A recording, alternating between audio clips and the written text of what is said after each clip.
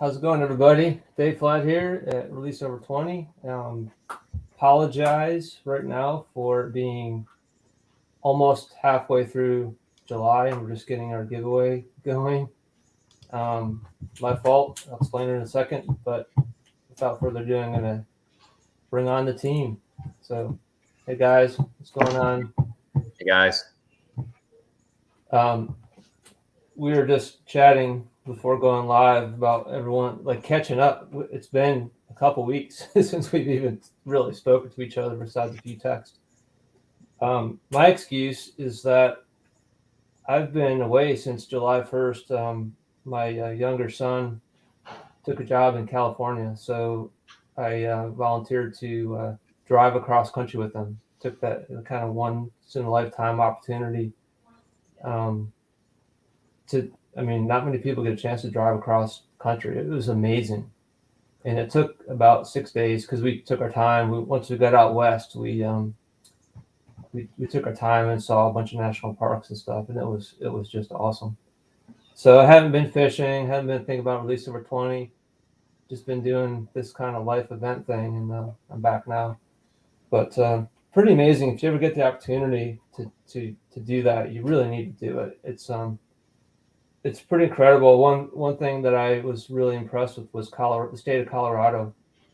If you ever we chose to go through Denver, and it's pretty amazing because you have like this open prairie of Kansas in that eastern part of Colorado. It's just flat and nothing, which is neat in its own way. It's just different because it's like so wide open, and then all of a sudden you get to Denver, and then there's this wall of mountains, and you climb up into the mountains, and before you know it, you're at 10,000 feet, and in the beautiful, um, rocky, like woodsy, rainy mountains, and then before you know it, you're in the freaking desert. It's like it's all in the same state. It's incredible. So anyway, it's not nothing to do with Release Over 20, but anyway, it's super cool. So that's why we're doing this so late, and I apologize. And one thing I wanted to say was, if you're waiting on decals, they're ready to go. They're going to ship tomorrow. We ran out of stamps, so I had to stock up on stamps. But otherwise, they're ready to go. So keep your eye on the mailbox because they're on the way. Should be in your mailbox 2-3 days. So yeah. So what do you guys got? Anything? Any updates for us? Catch up on? Um, I'll just say that I've been traveling too. I left like early July and got back on the 7th, and I toted a 1926 Ford Model T back with me, and I've probably put 150 miles on it since then. So I've been just really busy, and this whole month has just escaped me. But yeah, I'm with you. I mean, I can't believe that it's almost mid July and we're just now getting to the June giveaway. So, Mm-hmm. but it's just busy, seeing family and all that. You got to do it. And Adam, you probably just been sitting back, relaxing, eating.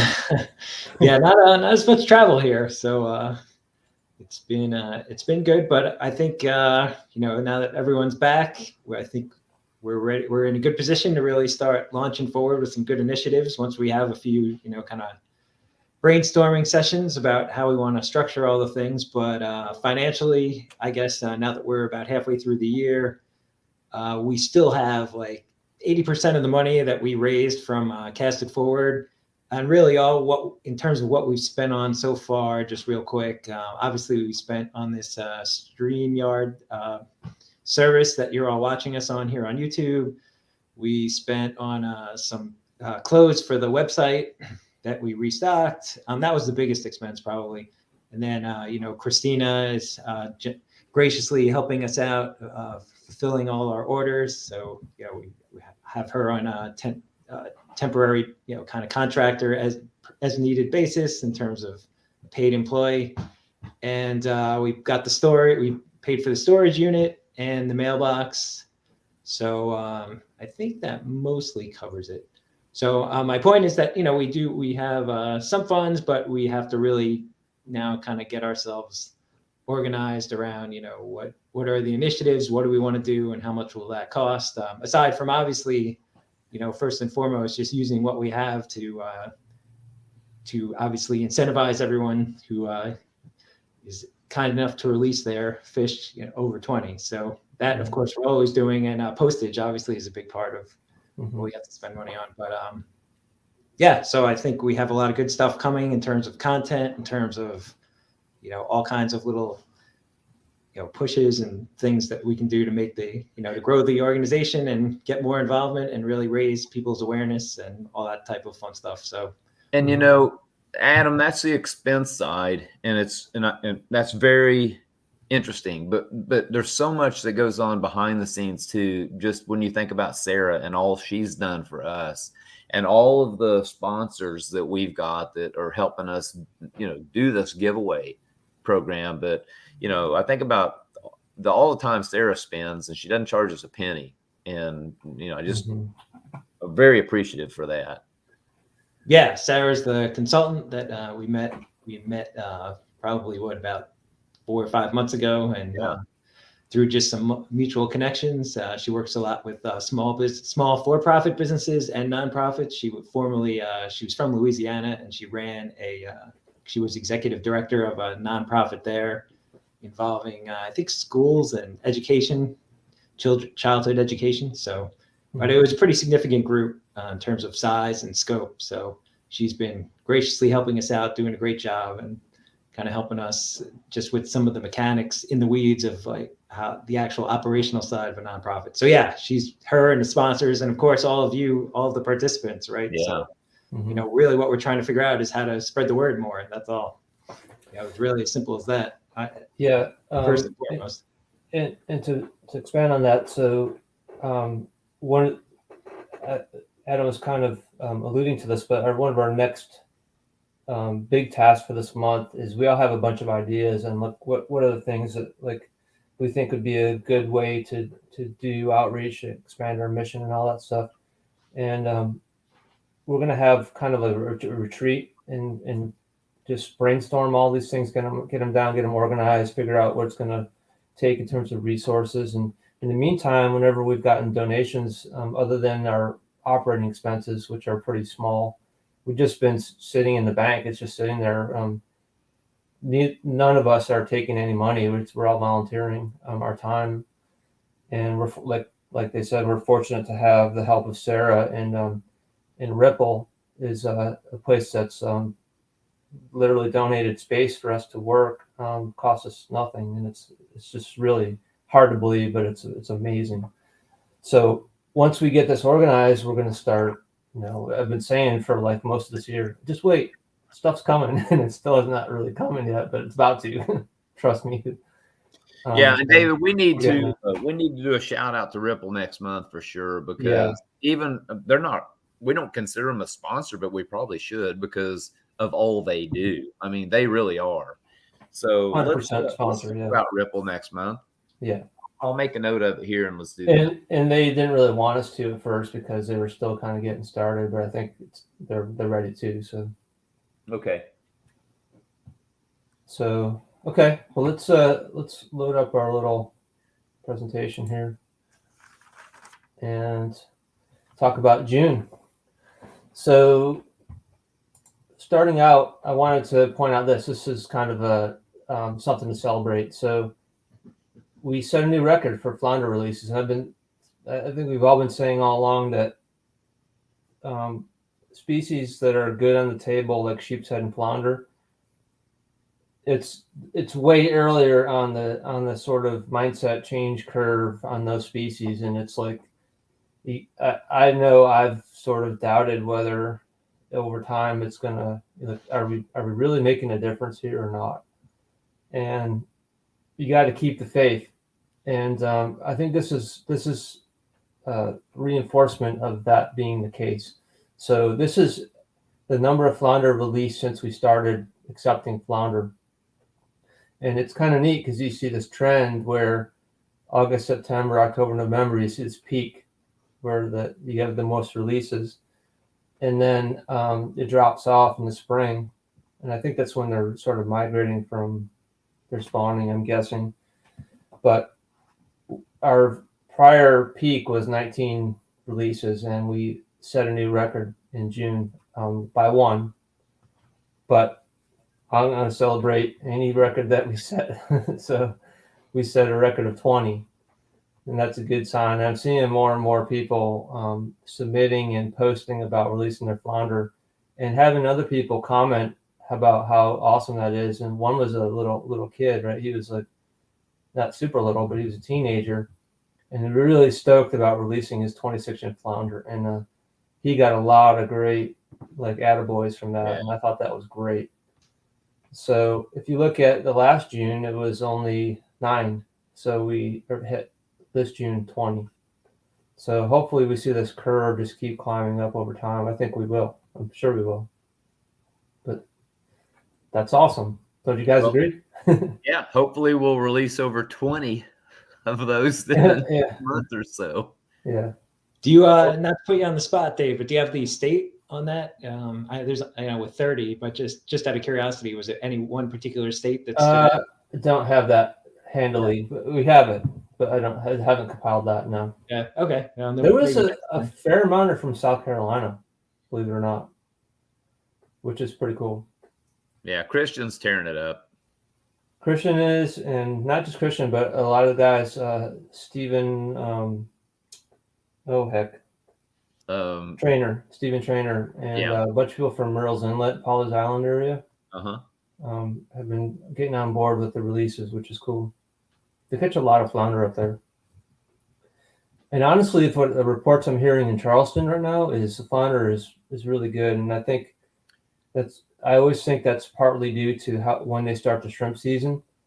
If they don't start trawling until after most of those juvenile fish have made an inshore, we usually have a pretty good year for flounder. So I've been catching a lot of flounder lately. I mean, in the last 2 months. Adam, you've been on the boat. Yeah, we've caught more flounder than normal. Yeah, a lot more flounder, and I would hope that that's because we're just, when you know that the flounder, when you know that they're in trouble and you just don't carve them up, maybe that's got something to do with it, So we just don't carve flounder up for the last couple of years. I'll let somebody take one home once in a while that's on my boat, but if you don't carve them up and then all of a sudden you're catching more flounder, it just kind of feels like that's working, right? So. At some point, it's going to help. Yeah. And I think we were talking to somebody biologist related, and we should probably actually, look to maybe put something out about this with some of our, DNR people. But I think like North Carolina, right, had a change. They're not allowed to keep them at all, right? For I think. Yeah, they have a very short season. It's a little bit of a cluster. Yeah. But I thought one of the biologists said that might be, them doing that might be a result of us in South Carolina catching more. But again, I guess I shouldn't speculate because I don't know. But I think it's. Wouldn't mind hearing that. From what I know, and I'm not a biologist, but I've listened to a lot of biologists. Those fish tend to migrate down along the coast, and they tend to go. And it's not a hard fast rule, but they tend to go from north to south. So the severely reduced season in North Carolina is almost certainly benefiting at least the people in the Murrells Inlet, Myrtle Beach, Little River, all those people up there who are seeing the best flounder fishing they've had in a while. It's almost certainly because of what's happening in North Carolina. Yeah, and do we have any info on the Gulf states? Anything with the flounder there? I don't have anything. Hopefully over time we're going to get those contacts.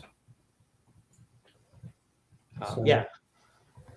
All right. Moving on. So I wanted to post this. I haven't released this yet, but this was like a spur of the moment thing, but it's something I've been wanting to do, and I just happened to have the opportunity, so I jumped on it, and it wasn't rehearsed.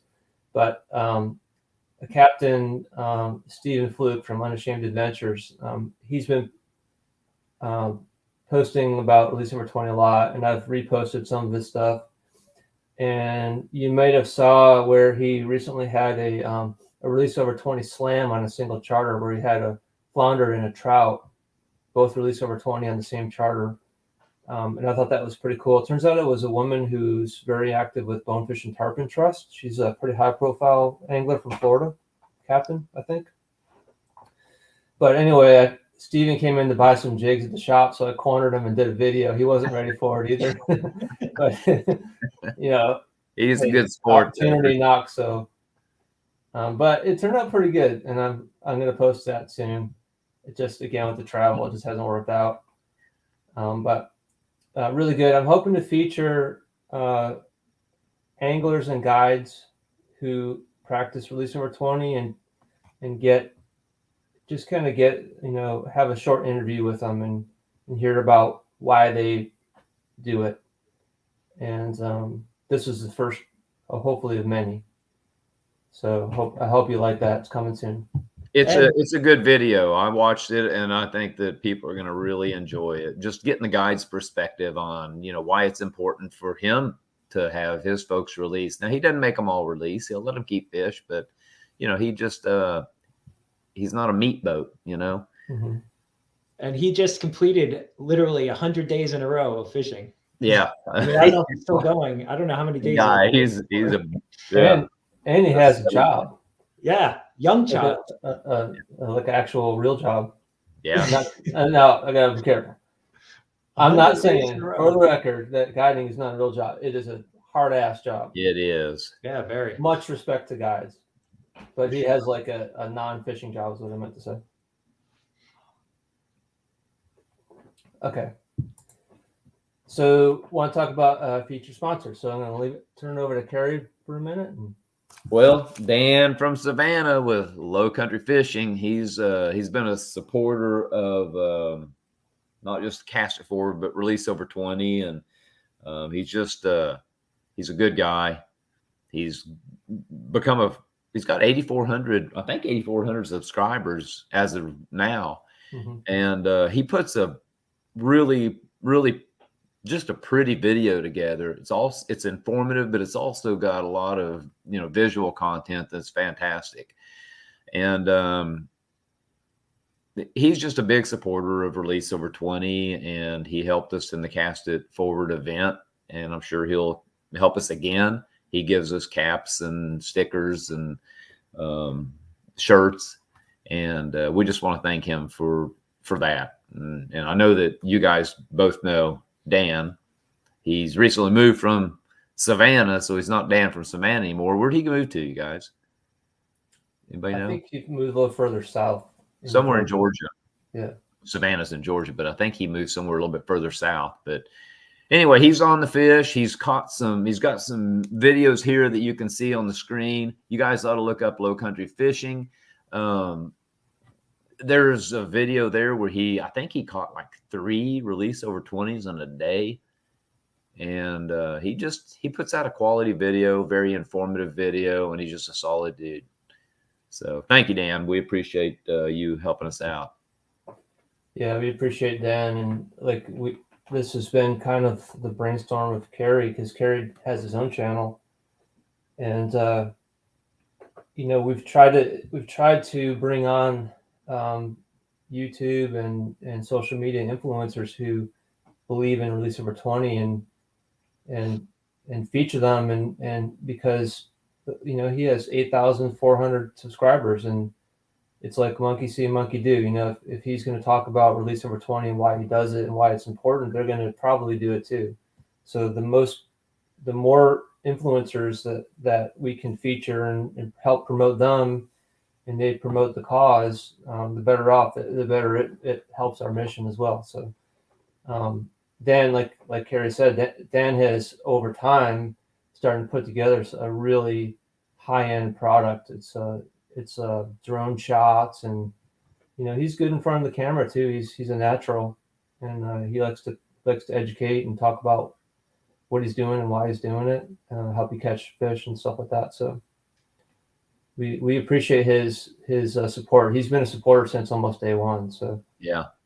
Yeah, for sure. I mean, he's actually even driven up here to Charleston, which is at least a 2-hour drive from where he lives, or even lived before, a couple, at least twice, just for our type of our events. So Yeah, and he's spent the night in a hotel a couple different times. So, and that was on his dime. It's not like Release Over 20 footed that bill. I mean, so that was, I mean, it's just goodness of his heart. So, and he's a fireman, right? Yeah, he's a fireman. That's why he gets like 3 days off or 4 days off. I can't remember how the shift goes, but it's kind of a fishing friendly job because it gives him time to do both. Yeah. So moving on, let's talk about entries. So 192 trout entered in June. One of those is mine. Nice, good job. Not mine. I haven't been fishing. Yeah, not mine. I think I forgot how to fish. A record number of flounder, 20 flounder, and a strong showing for sheepshead, 14. Love to see that. Hopefully those numbers keep coming up and up. It's a lot less likely to catch a 20-inch flounder than it is a 20-inch trout. So it probably will never be equal, but it's good to see him come up. There's certainly a lot more over 20 flounder that aren't being released that we'd love to see go on this board. So by state, Virginia took over the lead again. I think it was Texas last month, and pretty constant, pretty good showing by all states for the most part. Mississippi's a little down. That I think, I don't think Kyle Johnson entered fish last month. When he does, that number comes way up. So that Mississippi number is influenced by like 3 or 4 people usually. So hopefully over time we'll get more people. Their influence on others will definitely rub off with time. He's the one that fishes the Chandelier Islands, is that right? Yeah. Okay. Ralph and I went down and fished with him. He's also a member of Speckled Truth. Really good guy, really knowledgeable, knows a lot about biology. Really good captain. His clients release tons of over 20 trout.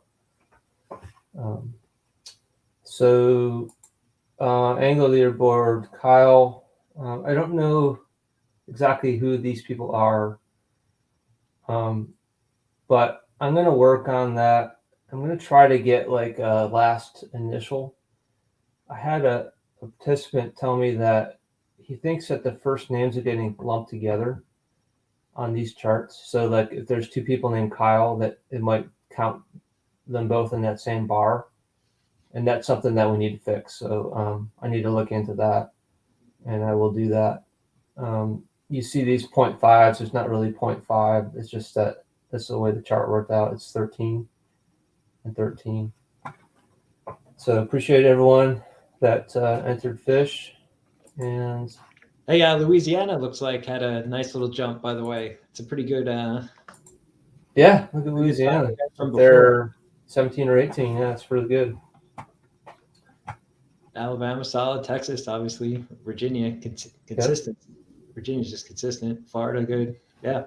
I'm always proud of seeing South Carolina up there. So, okay. So our first giveaway is going to be sheepshead. Did I skip one? No, I didn't. What you got in there, Kerry? Well, you can see it. I don't know, David. It's been so long since I've. It's been a while since it was I think I gave that to you on the 15th of June, and here it is, going on the 15th of July. But it's the normal giveaway for sheep's head with the fish clip, clips, the drum spot cards. By the way, drum spots.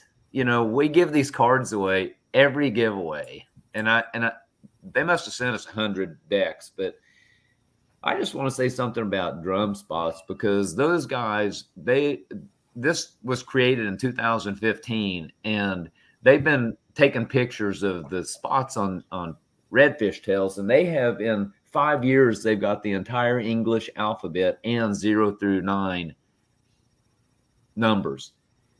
And the only other animal that's ever been done on is a butterfly.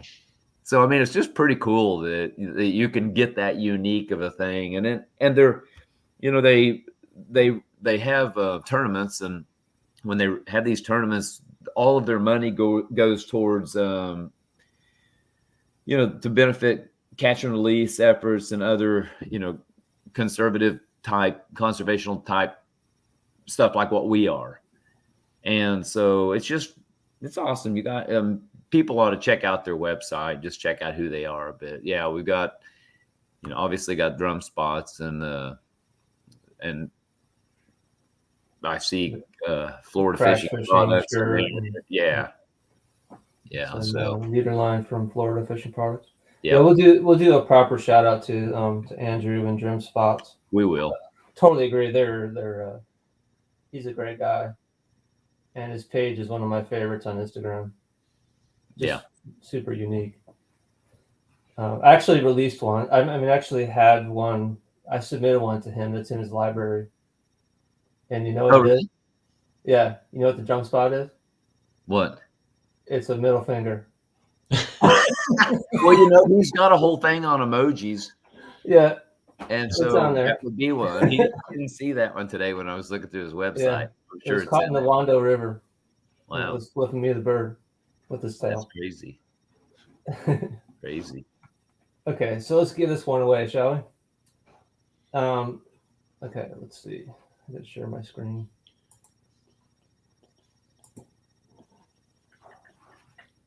Okay.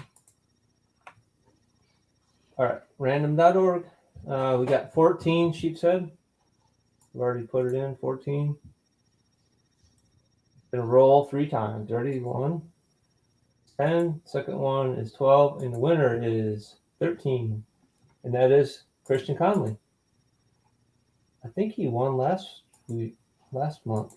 I encouraged him to keep entering because we want the entries. And I said, if you don't want the stuff, give it away to people that you know, and maybe you'll get them on board too. So congrats, Christian. Thanks for entering.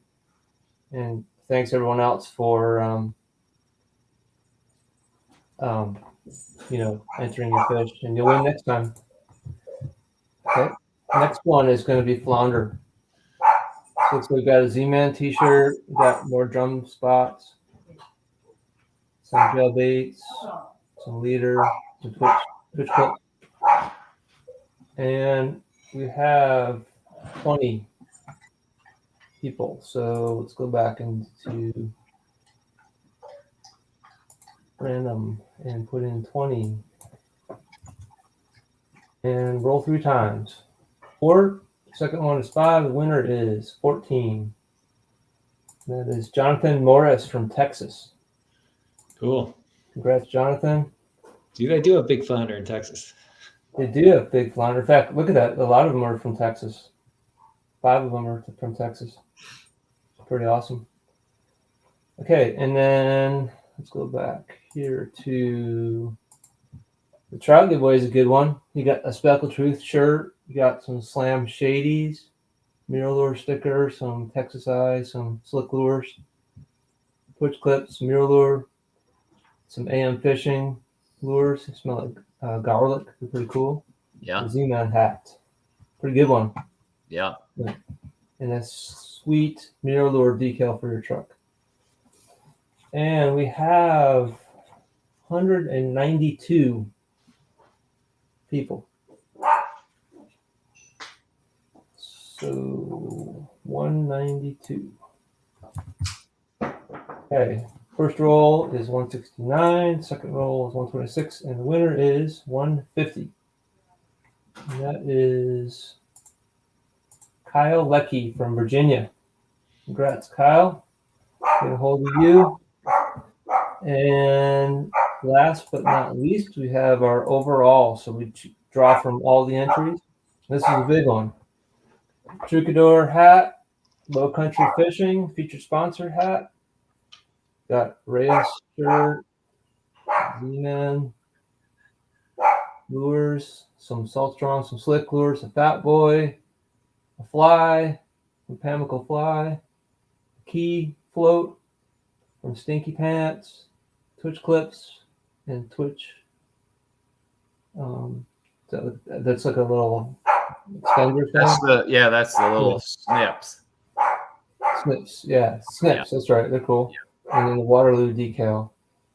All right, and overall we have 226 entries. So 226, and the final winner is 1. Roll 2, and the winner is 59. Again? What didn't we just have? No, but this is overall 59. That's Oh, okay. Daniel Duong from Texas. We had a Cool. 20.5-inch trout. Texas.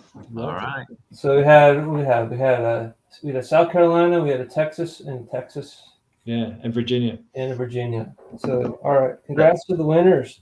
Yeah, And congrats.